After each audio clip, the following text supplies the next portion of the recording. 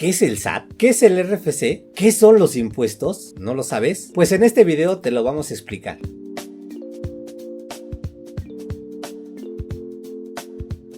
Empezaremos por comentar qué es el SAT. El SAT son las siglas del Servicio de Administración Tributaria. Este es un órgano desconcentrado de la Secretaría de Hacienda y Crédito Público que tiene como función aplicar la legislación fiscal y aduanera para que las personas físicas y morales contribuyan de forma equitativa y proporcional al gasto público. ¿Y para qué sirve? El SAT se encarga de fiscalizar a todos los contribuyentes para que cumplan con sus obligaciones fiscales en forma adecuada. También otra de sus funciones es facilitar e incentivar el cumplimiento de las obligaciones fiscales de los contribuyentes. También genera y proporciona la información necesaria para evaluar y diseñar políticas tributarias. Comentamos que una de las funciones del SAT es la aplicación adecuada de la legislación fiscal y aduanera para la recaudación de los recursos necesarios para la mejor función del Estado. Pero ¿cómo lo hace? Ya que esto es a nivel de todo el país. Para poder recaudar los impuestos necesarios para el gasto público, tiene que primeramente tener un padrón de todos los contribuyentes.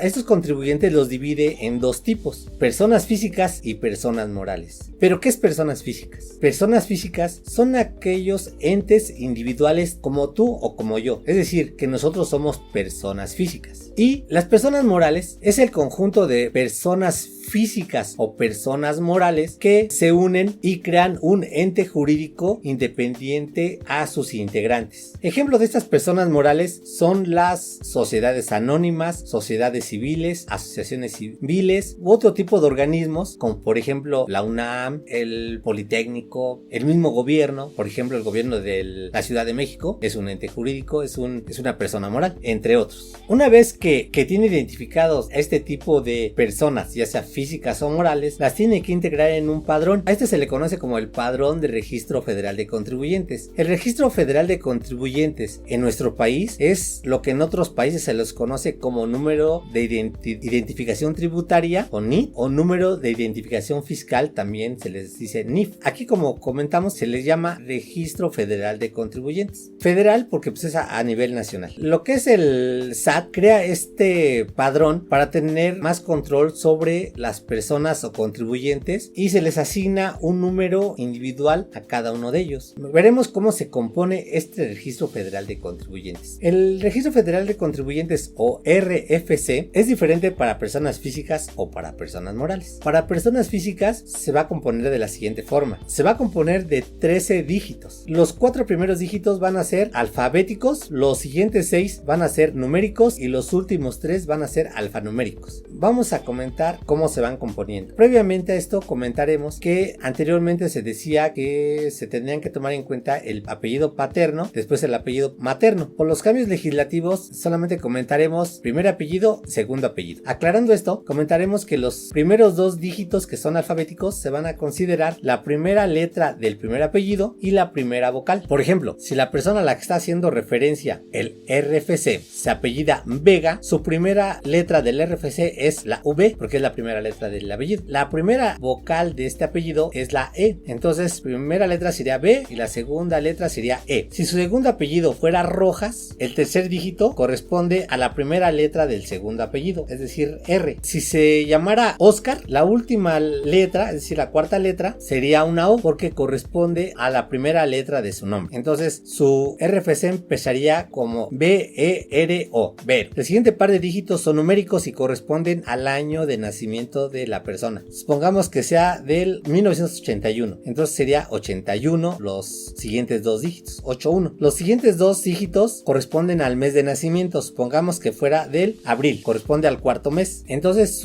el siguiente par de dígitos serían 04 y los últimos 2 dígitos corresponden al día de nacimiento, por ejemplo que fuera del día 17, entonces su segundo par de dígitos sería 17 y los últimos 3 dígitos dijimos que son alfanuméricos. Estos los asigna el SAT. SAT para evitar duplicidades por homonimias. También comentaremos, existen otras reglas para componer el RFC. Por ejemplo, si las 4 primeras letras del RFC formaran una palabra antisonante, se tendría que cambiar la segunda letra por una X. Ejemplo, supongamos que una persona se apellida Buenrostro, su segundo apellido Ezequiel y que se llame Yolanda. Los 4 dígitos de su RFC forman una palabra antisonante. Para evitar esto, dentro de las reglas del RFC, la segunda letra, es decir, la U, se sustituye por una X para evitar esta palabra antisonante. Así como esta pueden haber muchas palabras antisonantes de 4 dígitos. En todas se les aplica esta misma regla. Otra regla es que si una persona solamente tiene un apellido, el tercer dígito se va a sustituir con una X para poder tener un tercer dígito. Otra regla se da porque en un tiempo muchas personas usaban 2 nombres, pero como primer nombre usaban la palabra José o María. Por ejemplo, José Alberto, José Roberto, José Alfredo, etc. María del Sol, María José, María Susana, etc. El nombre de José y María lo combinaban con infinidad de nombres. Para evitar diversas homonimias, hace años, en cuanto no existían lo que es la homoclave, pues el nombre de José o el nombre de María, si existía un segundo nombre, omitían la J o la M según correspondiera y usaban la primera letra del segundo nombre. Por ejemplo, si se llamara María Susana, el cuarto dígito no sería M, sería S de Susana. Igual, José Alberto, pues omitirán la J de José y ocuparían la A de Alberto. Una vez aclarando esto, pasaremos a cómo se conforma el RFC de personas morales. En personas morales solamente se compone de 12 dígitos. Es el mismo orden, solamente los 3 primeros dígitos son los que van a ocupar el nombre de la persona moral. Una persona moral se puede llamar con una sola palabra, por ejemplo, Solutec SADCB. El nombre es Solutec. El SADCB es el régimen de sociedad que tienen. El nombre solamente se compone por la palabra Solutec. Cuando se componen por una sola palabra, se van a tomar en cuenta las 3 primeras letras del nombre. Por ejemplo, aquí S o L. Si se compone de 2 palabras, por ejemplo, el mismo nombre, Solutec de México, se le va a tomar nada más la primera letra de la primera palabra, S, ME, la palabra D no se toma en cuenta, pero ME de México se va a considerar, entonces sería SME. Si se compusiera de 3 o más palabras, se van a tomar las primeras letras de las 3 primeras palabras. Por ejemplo, Servicios Especializados Mexicanos. Se tomará SEM para conformar los 3 primeros dígitos del RFC. Los demás dígitos numéricos se van a tomar considerando lo mismo que para personas físicas. 2 dígitos para el año, 2 dígitos para el mes y 2 dígitos para el día, pero en este caso considerando su fecha de constitución. Como comentamos, pues el conjunto de estos RFCs de todos los contribuyentes conforman lo que es el padrón de contribuyentes y pues el SAT tiene control sobre la información de cada uno de ellos. La forma en que las personas contribuyen al gasto público de forma equitativa y proporcional que el SAT tiene la obligación de vigilar su correcto cumplimiento son a través de los impuestos, principalmente.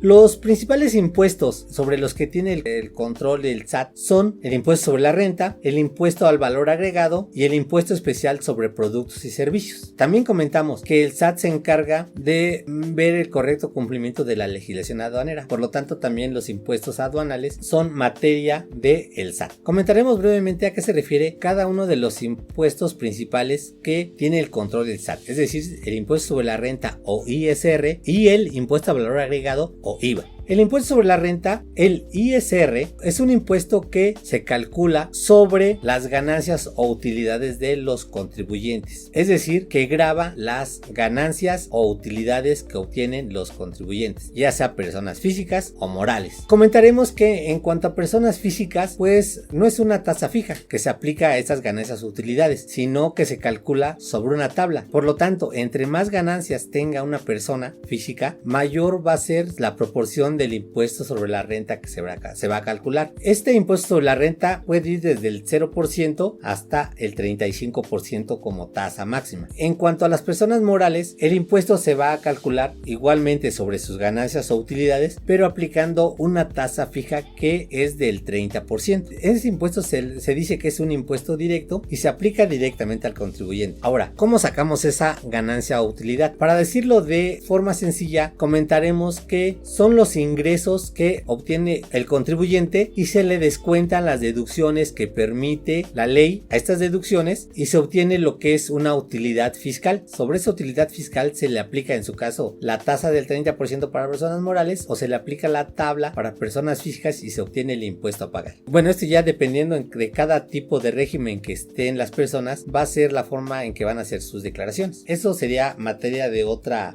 sesión. Ahora comentaremos lo que es el IVA. El IVA es un impuesto al consumo que se le aplica la tasa general del 16%, pero también existen otras tasas como puede ser el 0% o también puede ser exentas a algunas actividades o productos. Se dice que es al consumo porque el que termina pagando no es la empresa que desarrolla actividades económicas, sino el consumidor final que adquiere los productos. Por ejemplo, por decirlo de otra forma, una persona adquiere materias primas de las cuales está pagando su costo más el IVA cuando lo compra. Este IVA, esta empresa no lo paga. ¿Por qué? Porque no es un impuesto que es a cargo de esta empresa. Cuando esta empresa vende sus productos, en sus facturas les agrega un concepto que se llama IVA. Por ejemplo, si su producto vale 100 pesos, al cliente que se los va a dar, que puede ser el final, le va a agregar un IVA del 16% que serían 16 pesos. El consumidor final que adquirió el producto ya no tiene a quién pasarle ese IVA, entonces él es el que va a pagar finalmente el impuesto. Pero la empresa que le vendió, como dijimos, cuando compró el producto pagó más IVA, pero cuando se lo pasa al cliente final está trasladando el impuesto, es decir, la empresa es solamente un intermediario y el que paga el impuesto finalmente es el consumidor final. Pero aunque la empresa no paga propiamente el IVA, sí tiene que tener un control sobre el IVA que paga y el que cobra para que finalmente esto se lo dé al SAT, que depende de Hacienda. A este proceso de pasar el IVA de uno a otro se le llama traslado. Cuando somos contribuyentes, el IVA que nosotros cobramos podemos disminuirlo con el IVA que pagamos. A este proceso se le llama acreditamiento. Por ejemplo, si yo por las ventas que realicé cobré 100,000 pesos de IVA, pero por los gastos que hice pagué 40,000, yo puedo acreditar esos 40,000 y solamente pagaré al SAT la diferencia, que son 60,000. Esto es en cuanto al IVA.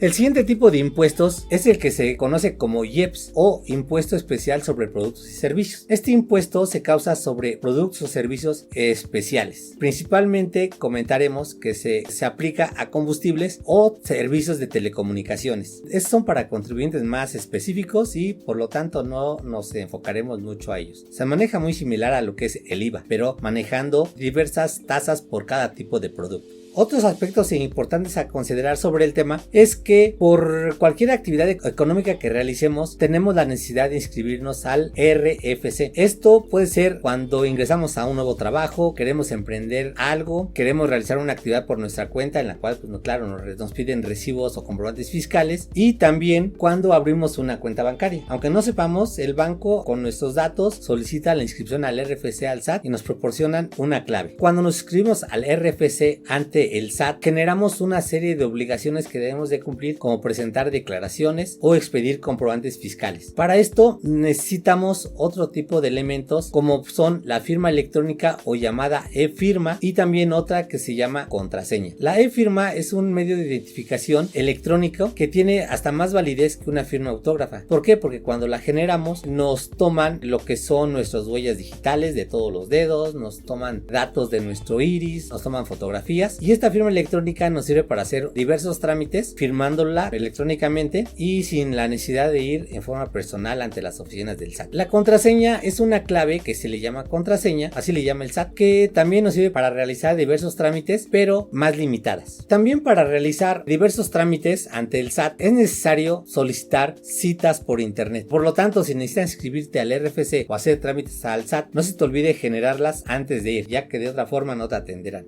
Agradezco tu atención y espero tus comentarios en el área respectiva, que visites nuestra página de Facebook, te suscribas y hasta luego. Saludos.